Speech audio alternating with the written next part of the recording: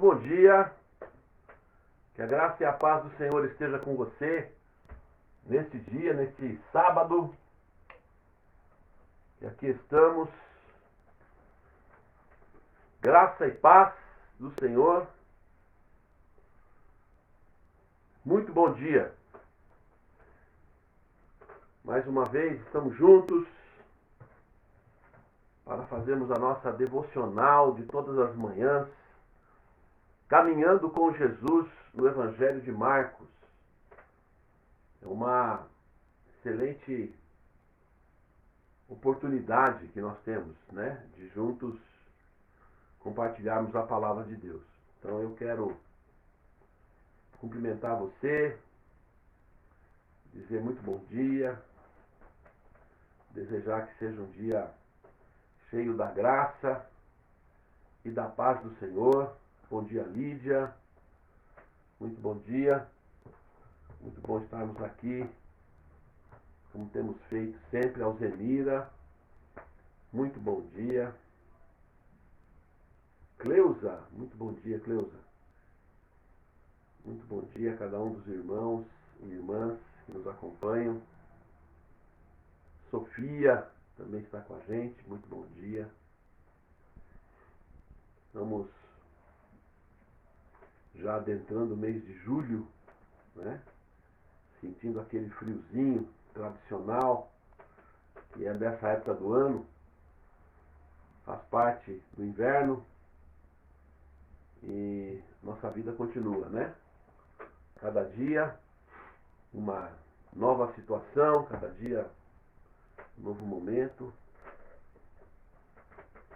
cada dia aí um desafio para nós.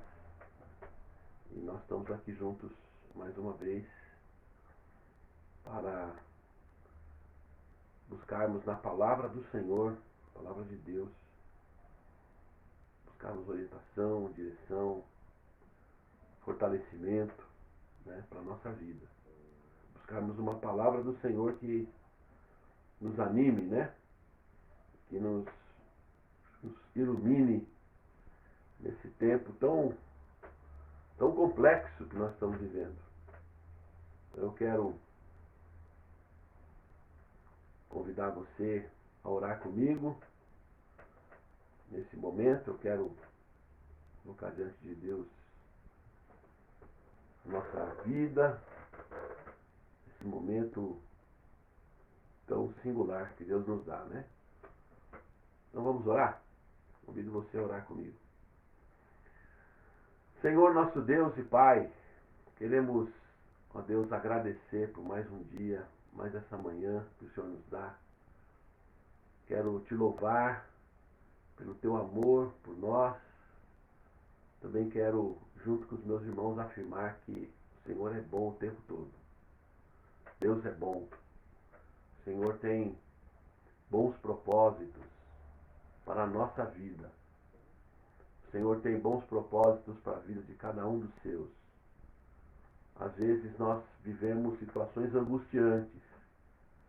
Às vezes vivemos situações confusas. Às vezes nós ficamos diante de situações que nos deixam inertes, ó Pai, sem saber o que fazer. Mas nós queremos afirmar em tudo isso que o Senhor é bom o tempo todo.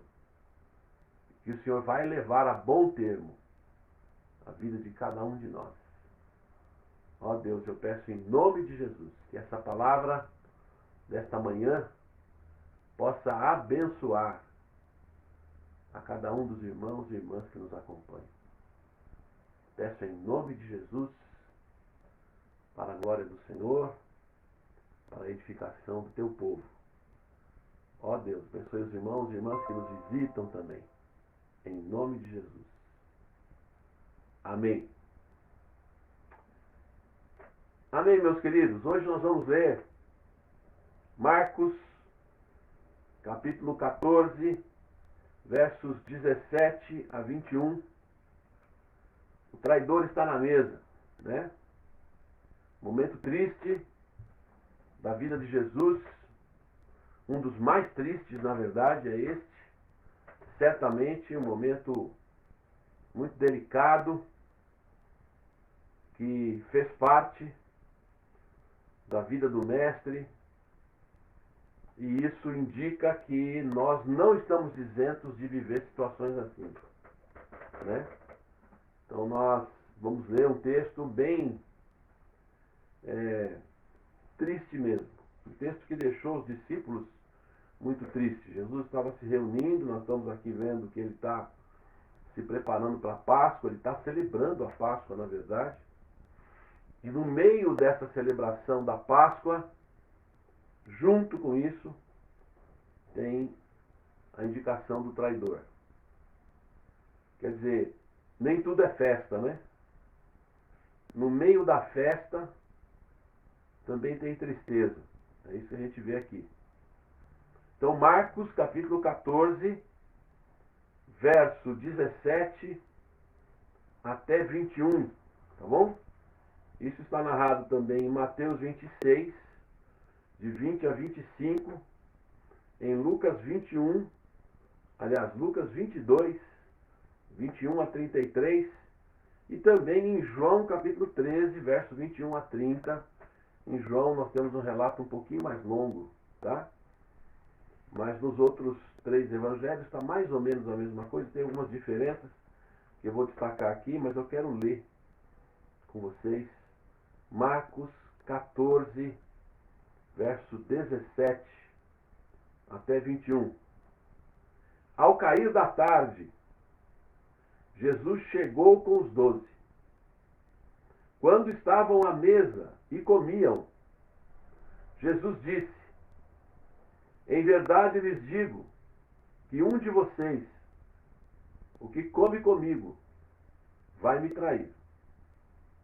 E eles começaram a entristecer-se e a perguntar-lhe um por acaso seria eu? Jesus respondeu: é um dos 12, o que comigo põe a mão no prato.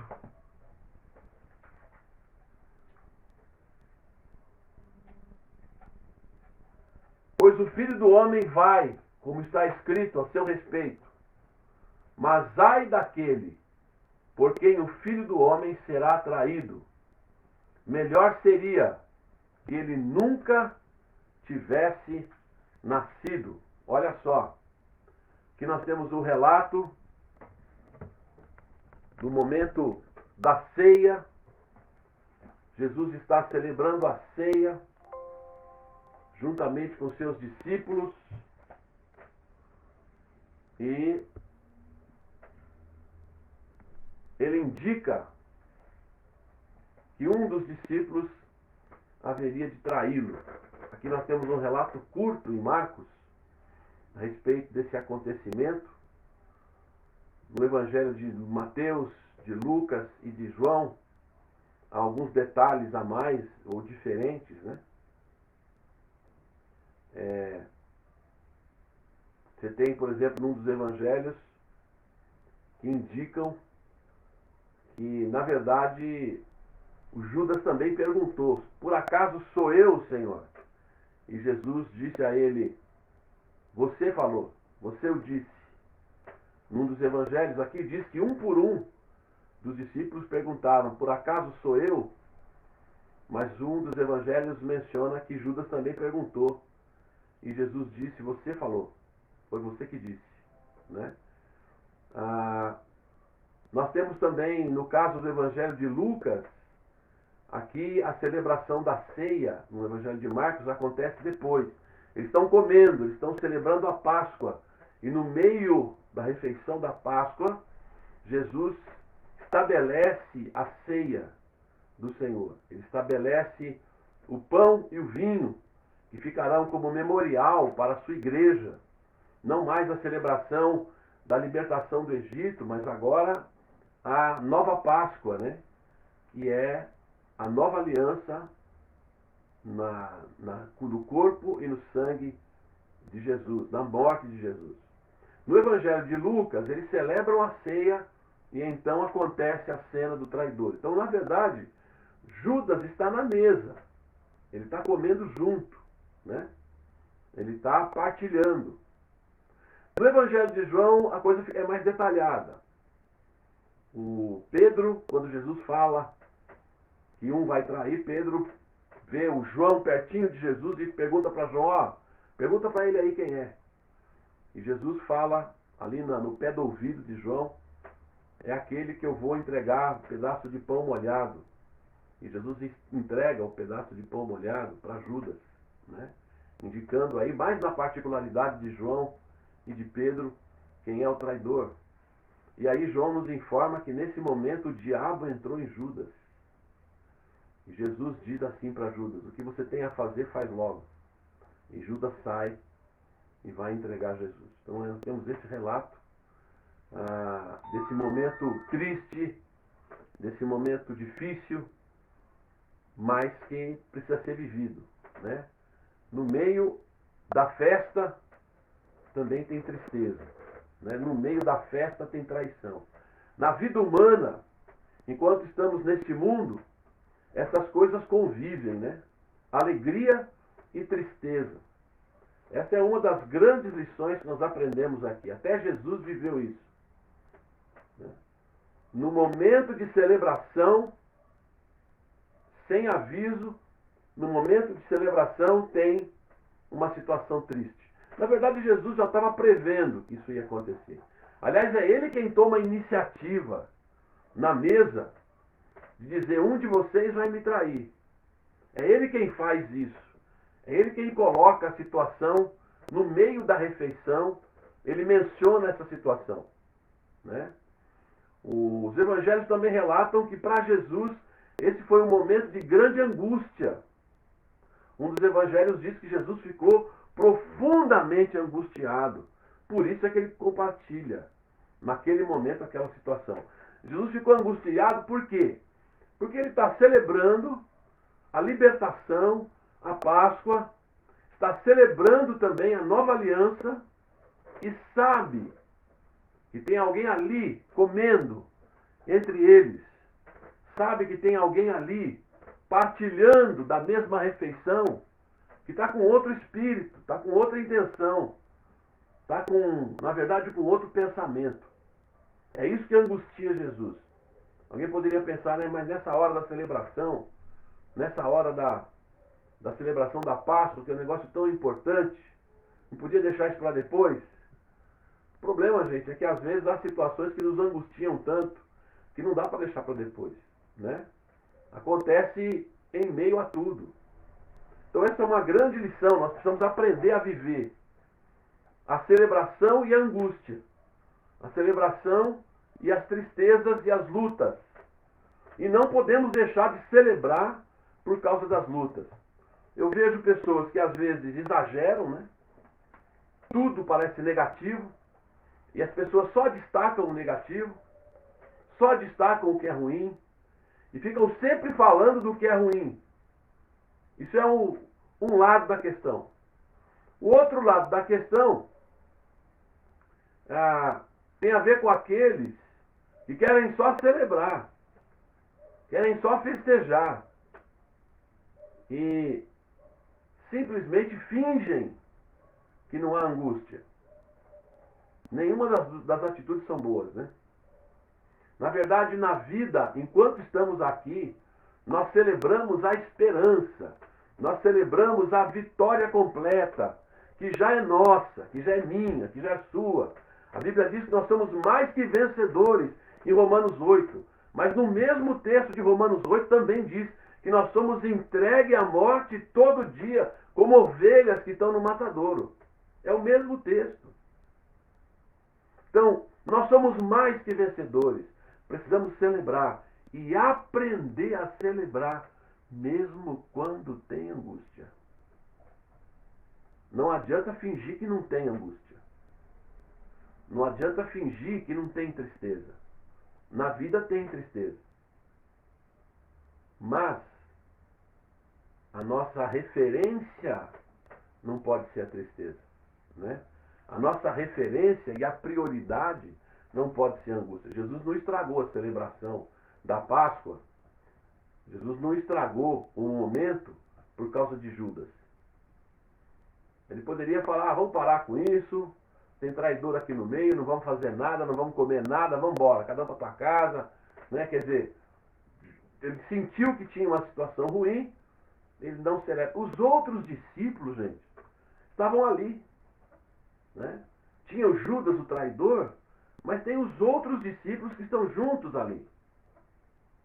Então nós não podemos permitir que as tristezas, as angústias, os desencontros, as traições, as más intenções tenham um referencial de tudo que acontece.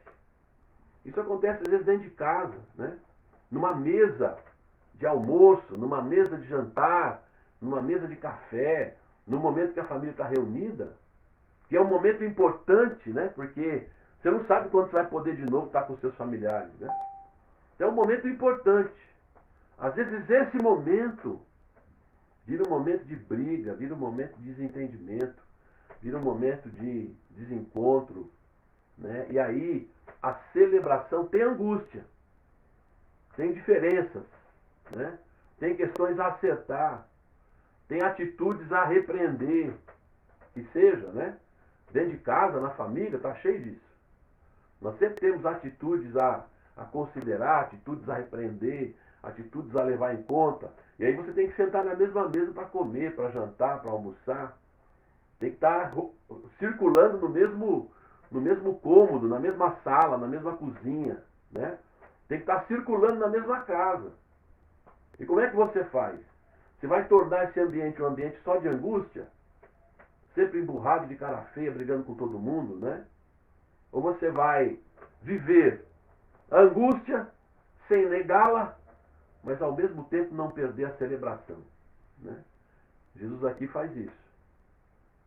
Ele leva a sério, ele não finge.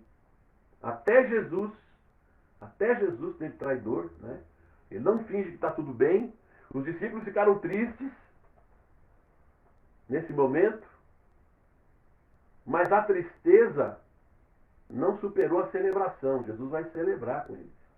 Eles estão comendo. Jesus vai falar na nova aliança, no seu sangue. Ele vai celebrar com eles. Ele vai instituir com eles. Ele vai cantar um hino, nós vamos ver depois. Ele vai louvar, né? O texto vai dizer aqui no versículo, lá na frente do 26, tendo cantado um hino saíram. Quer dizer, ele vai louvar. Então não é a angústia, não é a tristeza, não é a diferença, não é a coisa que está pendente, que tem que ser a nossa referência de vida. Senão a gente não vive. Então a sua referência de vida, a minha referência de vida, é o sentido maior aqui da celebração, né? A libertação, a salvação. Como eu falei já para os irmãos, eu vou falar na segunda-feira, quando falarmos aqui da ceia do Senhor, a Páscoa é o fato de Deus nos poupar do que nós merecemos, né? Um dos sentidos muito prováveis da palavra Páscoa, Pessa, no hebraico, é esse verbo que vem dessa palavra, que significa poupar. Porque lá no relato do Êxodo, quando é explicado a Moisés o que vai acontecer, é dito a ele, o anjo da morte vai passar, mas ele verá o sangue no beiral da porta e ele vai poupar o primogênito daquela casa, ou os primogênitos daquela casa. É a mesma raiz, o verbo, passa, é o verbo da raiz da peça, que é Páscoa. Então a Páscoa quer dizer o seguinte, Deus não nos dá o castigo que nós merecemos, aleluia, né? Deus não nos paga como nós merecemos, aleluia. E Deus nos liberta da escravidão, Deus nos liberta de todo o pecado, nos perdoa, nos liberta, nos dá uma nova vida. É essa que tem que ser a nossa referência, e não o fato de que tem um traidor na mesa, né? Não pode ser a referência. A gente não pode fingir que não tenha a angústia, a tristeza, mas a gente não pode fazer dela a referência maior do momento da nossa vida. Percebe o que Jesus está fazendo aqui? Jesus é muito transparente com seus discípulos. Ele está angustiado. Então por isso que ele manifesta isso. Ele se angustiou naquele momento. Como é que pode eu estar aqui celebrando a Páscoa e tem um camarada aqui que vai me trair, que eu sei que vai fazer isso? Então ele se angustiou com aquilo. Né? É humano isso.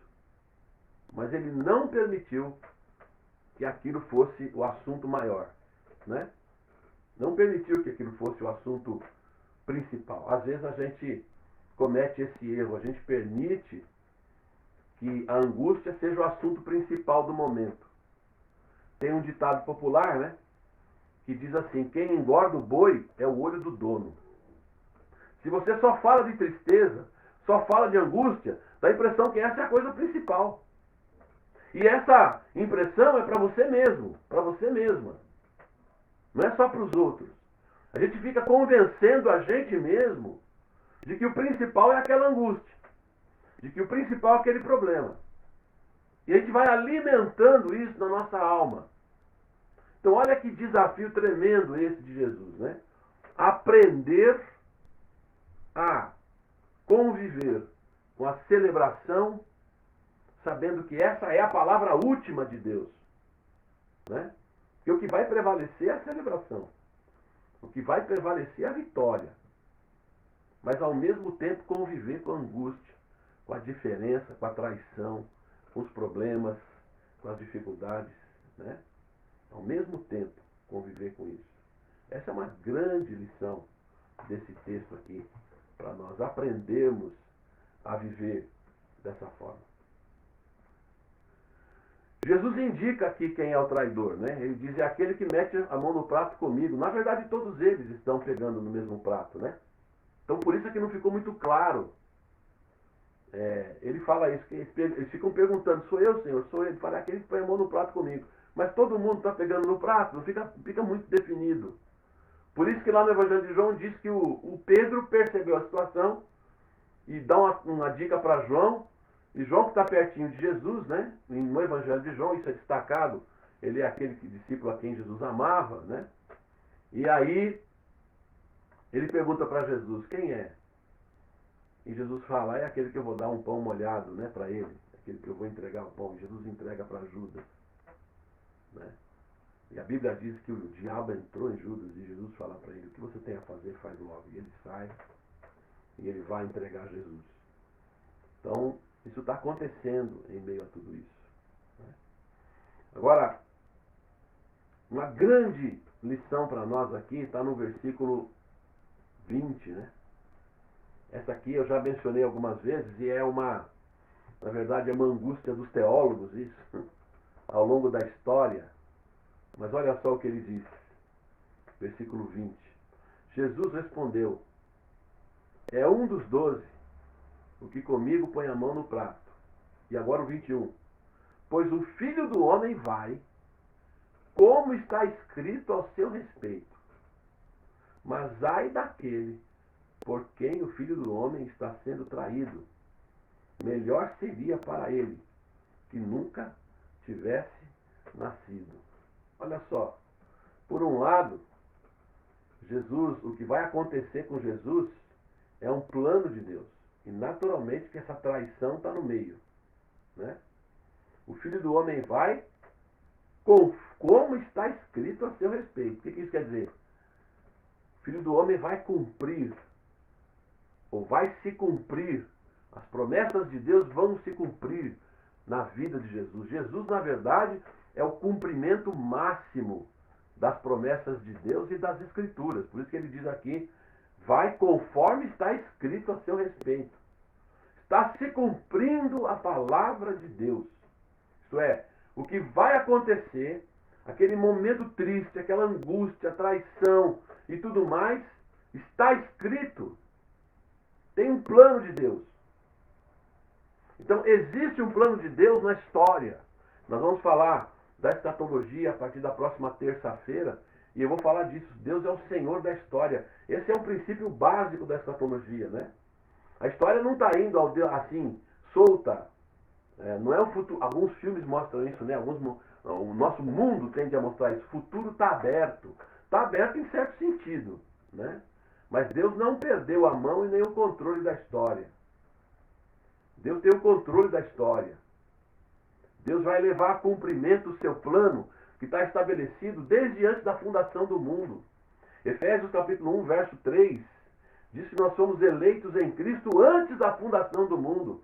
1 de Pedro capítulo 1 diz que o sangue de Jesus e sua morte foram escolhidos, determinados antes da fundação do mundo. Então veja bem, Deus não foi surpreendido com o pecado de Adão e Eva. Né? Tudo faz parte de um plano de amor, de um plano de bem, um plano de redenção, um plano de salvação. Tudo faz parte de um plano de Deus, que nós não compreendemos plenamente, mas que nós confiamos, que nós cremos. Compreender não dá para compreender tudo. Né? Porque, todos os porquês não dá. Algumas coisas dá, mas não dá para juntar todas as arestas, não dá para emendar todos os nós, não, desatar todos os nós, ou emendar todas as pontas soltas. Até hoje os teólogos estão tentando entender isso. Agora, o que é fato aqui é o seguinte: por um lado tem um plano de Deus, e aleluia por isso. O plano de Deus vai se cumprir. Por mais que pareça negra a situação, por mais que pareça negra no sentido de escuridão, né, que você não enxerga nada, por mais que pareça triste a situação, por mais que pareça uma situação que você está perdido, né? Por mais que pareça isso, Deus não perdeu o controle e nem a mão da história. Por outro lado, o ser humano é responsável pelos seus atos. O Filho do Homem vai, como está escrito a seu respeito, mas ai daquele por quem o Filho do Homem está sendo traído. Já falei isso ontem, né? E hoje vou repetir, porque nós já mencionamos isso, né? O Evangelho de João diz que o diabo entrou em Judas. O Evangelho de Lucas também, num momento, diz que foi o diabo que instigou Judas. E João é mais direto ainda, fala que foi o diabo que entrou em Judas mesmo. Ele está agindo pela força do diabo. Mas aí alguém pergunta, mas... E tem um momento também, na oração de Jesus, em João 17, Jesus diz, na sua oração: Pai, eu não perdi nenhum dos que me deste, a não ser o filho da perdição. E dá a impressão, pode dar a impressão assim, não tinha jeito, Judas ia trair, ele estava predestinado a ser o traidor e não ia ter jeito para ele. Não é bem isso que a Bíblia diz. Né? Porque se por um lado estava previsto que ele seria o traidor, por outro lado ele é responsabilizado. Ai daquele por quem o Filho do Homem está sendo traído. Então, por um lado, Deus tem os seus planos. Os planos de Deus não podem ser frustrados. Por outro lado, nós fazemos escolhas e somos responsáveis pelas escolhas que fazemos. Essas coisas correm em paralelo. Às vezes fica difícil entender, né? Porque será que as escolhas humanas podem frustrar o plano de Deus? Bom, as escolhas humanas aparentemente até mudam o plano de Deus, né? O Jonas ficou bravo porque ele queria ver Nínive destruída, queria ver a palavra cumprida, mas o povo se arrependeu e Deus também se arrependeu. Aí é fácil de entender, né? Deus disse a eles: eu vou destruir Nínive. Mas o povo se arrependeu, Deus voltou atrás. A misericórdia de Deus, né? A misericórdia de Deus é a referência. Miqueias nos diz que ele não nos trata com a sua ira para sempre, porque ele tem prazer na misericórdia. Aleluia. Né? A ira de Deus, vamos ver amanhã na escola bíblica dominical, falando sobre a ira de Deus lá na sentença contra as nações, e vamos falar disso. Né? A ira de Deus é uma coisa muito séria. Né? Muito séria. Mas o prazer de Deus é a misericórdia. Isso está em Miqueias, último capítulo, os últimos versículos de Miqueias. Nós pregamos isso no ano retrasado em nossa igreja. Fizemos uma exposição de Miqueias inteirinho. E nós falamos lá do capítulo 7, do último capítulo, no finalzinho, diz isso, né? Ele tem prazer na misericórdia. Mas as escolhas nossas são escolhas nossas. E nós teremos que responder por elas. Então veja bem que interessante, né? Deus tem os seus planos, meu irmão, minha irmã. Os planos de Deus não serão frustrados. E digo mais, A Bíblia nos fala de Deus levar a bom termo a vida de cada um de nós, né? O salmista diz isso: quanto a mim, o Senhor levará a bom termo o que me diz respeito. Então Deus levará a bom termo a sua vida. Deus tem um plano para cada pessoa e Deus vai levar isso a bom termo. Agora, ao mesmo tempo, as escolhas que nós fazemos, elas determinam muita coisa na nossa vida, né? O que Deus quer é levar a bom termo, da melhor forma possível, a sua vida. E a história como um todo está nas mãos de Deus. A vitória já foi conquistada por Jesus. Mas nós somos responsáveis pelas nossas escolhas. Por isso que tem maldade no mundo, né? A maldade que existe no mundo, o mal que existe no mundo, aliás, há um versículo em Isaías que nós estamos estudando lá no capítulo 40, lá na frente, a partir do capítulo 40, que diz: eu crio o mal.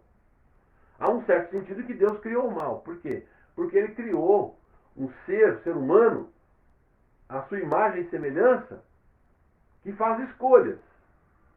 E Ele pode escolher o mal também. E a possibilidade de escolher o mal é real. Nesse sentido, Deus criou o mal. Mas nós somos responsáveis pelas nossas escolhas. Você é responsável. O Evangelho é apresentado a todos os homens, mas há aqueles que rejeitam.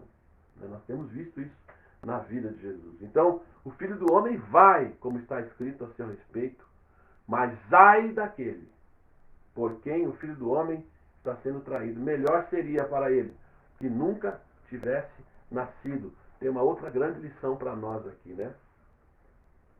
Deus é justo. E cada um vai responder por aquilo, por suas escolhas, à medida da importância e da gravidade. Aqui nesse caso Jesus diz: é melhor que nem tivesse nascido. Porque isso é muito grave. Tem coisas mais graves e menos graves, viu, gente? Tem um pessoal dizendo aí: para Deus não tem pecadinho, não tem pecadão. Não é verdade, não. Não é verdade. Para Deus não tem pecadinho nem pecadão no sentido de que todos os seres humanos, todos nós somos pecadores. Ninguém é digno, né? Ninguém é melhor que ninguém nessa condição diante de Deus. Porém, para Deus, você roubar uma galinha é uma coisa, você matar uma pessoa é outra. É gravidade diferente. A Bíblia diz que nós seremos julgados segundo as obras. Aqueles que creem serão absolvidos porque serão perdoados. Mas os que não creem serão julgados segundo as suas obras. Cada um vai receber segundo as suas obras. Há sim níveis de responsabilidade, há sim níveis diferentes de acerto de contas. Eu não sei como vai ser isso, em detalhe, mas é assim, né? Existe sim coisa mais grave e menos grave. O que Judas está fazendo é um negócio seríssimo, ele está traindo Jesus. Por isso que fala: é melhor não ter nascido. Então é muito grave o que ele está fazendo. É uma escolha dele. Mas foi o diabo que incitou. O diabo incitou porque teve espaço, né? Como eu já falei aos irmãos e irmãs, há várias explicações aí ao longo da história tentando amenizar, né, a situação de Judas. Inclusive há um Evangelho de Judas. Se você quiser, os mais interessados aí em pesquisar, entra na internet, põe lá Evangelho de Judas. Esse Evangelho está traduzido para o português, você pode ler. E nesse Evangelho de Judas é dito que, na verdade, foi Jesus que teria pedido para Judas traí-lo. Então, tentativas de amenizar, nossa, muito grave, né, a situação de Judas. Como é que ficou Judas diante de Deus? Eu não sei, isso aí é Deus que vai resolver com ele. Mas o que eu sei aqui é o seguinte: nós somos responsáveis pelas nossas escolhas. Isso é importante. Nós não podemos escolher tudo, né? Não podemos. Você não escolheu onde você ia nascer, você não escolheu ser brasileiro ou brasileira, ninguém escolhe quem vai ser sua família, ninguém escolhe isso. Mas, dentro do nosso limite, nós somos responsáveis pelas nossas escolhas, né? Então, por um lado, gente, plano de Deus não pode ser frustrado. O Filho do Homem vai conforme está escrito. E o destino do Filho do Homem, conforme está escrito ali, é o destino do sofrimento, é o destino da rejeição, é o destino da tortura, e da pior execução que havia na época, que era a crucificação. É esse o caminho de Jesus, né? Então nós vamos ver que isso aconteceu agora na celebração da ceia. Jesus vai dar a dica para os seus discípulos que isso não aconteceu simplesmente porque Jesus foi um profeta, porque Jesus criticou, denunciou o erro, o pecado, e ele foi um mártir, foi mais do que isso, né? O sangue de Jesus é a nova aliança. É a nova aliança de Deus com a humanidade. É o amor de Deus demonstrado pela humanidade, né? O sangue de Jesus e o sacrifício de Jesus tem a ver com isso. Então eu quero convidar você a orar comigo e lembrar dessas coisas, tá? Não deixe de celebrar por causa da angústia. A angústia faz parte, o lado ruim da coisa faz parte da vida.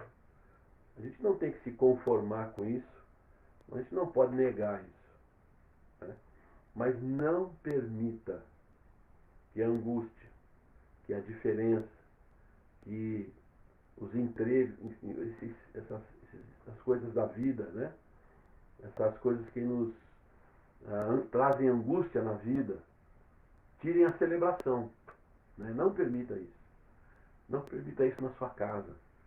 Não permita que as diferenças e as angústias tirem a celebração de estar junto, de estar com a família, de tirar os melhores momentos com a família. Não perca esse equilíbrio, né? Por um lado, a gente não pode celebrar e fingir que não tem nada errado. Não está nada acontecendo. Não é verdade. Não pode fazer isso.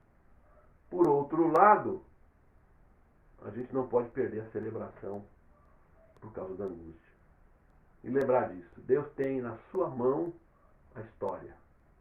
Deus sabe o que está acontecendo. Mesmo quando a coisa parece para nós sem direção, parece que não tem luz nenhuma, está tudo escuro, você não está vendo nada e dá a impressão que está tudo errado, ainda assim, Deus está no controle. Tem um traidor na mesa, mas Deus está no controle, né? Agora, por outro lado, nós somos responsáveis pelas escolhas que fazemos, né? Às vezes acontece a gente estar também angustiado porque fez escolha errada, né? Aí tem que enfrentar a situação. Fiz a escolha errada, agora estou angustiado, mas há reconciliação, há perdão, há restauração no Evangelho. Então é enfrentar a situação com angústia, com tristeza, porque tem consequência, mas não perder a celebração. Porque a celebração está falando de algo muito maior, né? Algo muito maior, muito mais amplo, de um alcance muito maior, que alcança toda a humanidade. É isso que vai acontecer e que nós vamos ver na segunda-feira, tá bom? A celebração da Páscoa, a instituição do momento da instituição da ceia do Senhor.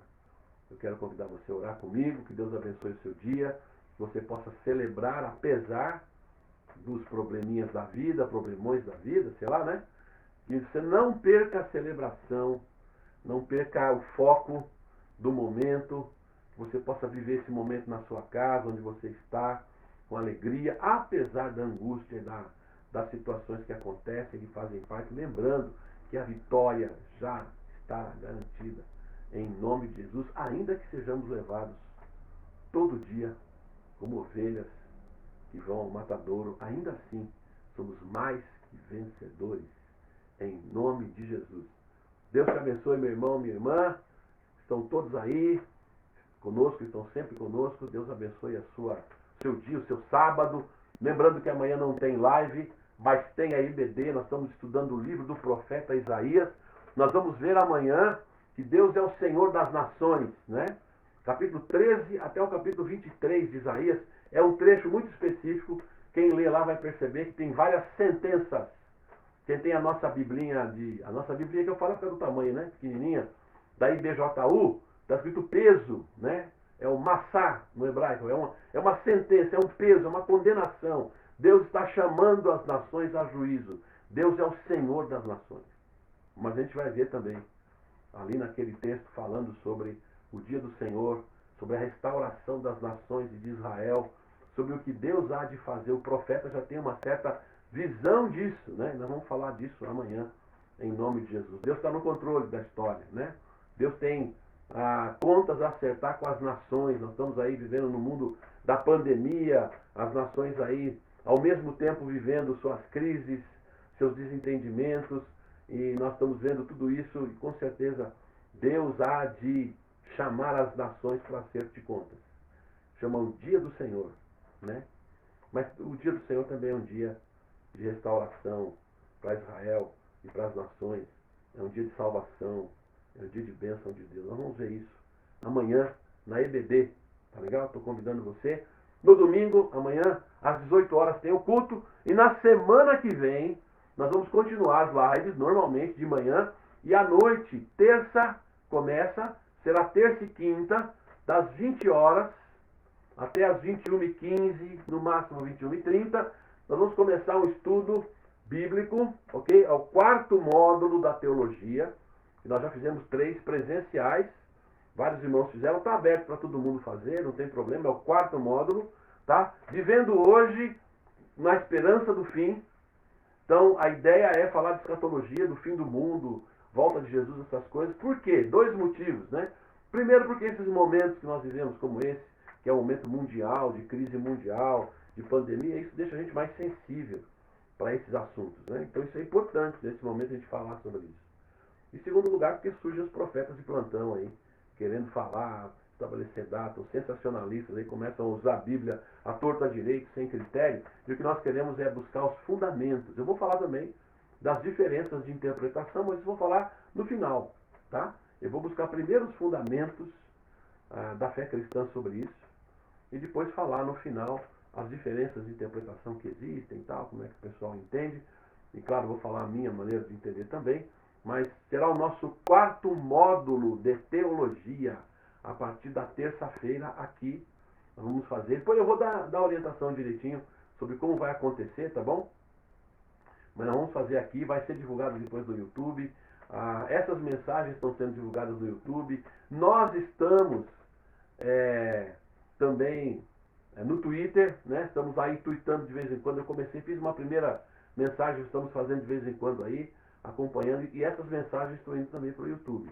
Então que Deus abençoe você que está vendo, Deus possa abençoar o seu dia, que possa abençoar o seu sábado, que você possa viver esse dia com celebração, apesar, às vezes, das situações maiores ou menores, mas de angústia que nós vivemos, né? Então nós vamos aprender isso em nome de Jesus. Convido você a orar comigo. Senhor, obrigado por esse dia, mais um dia que o Senhor nos deu. Permita que possamos caminhar hoje com Jesus, celebrar a salvação, a libertação, celebrar o amor de Deus, celebrar a misericórdia do Senhor na qual Ele tem prazer e nos abençoa. Obrigado, Deus, por tudo isso. Que o Senhor nos capacite a viver esse dia.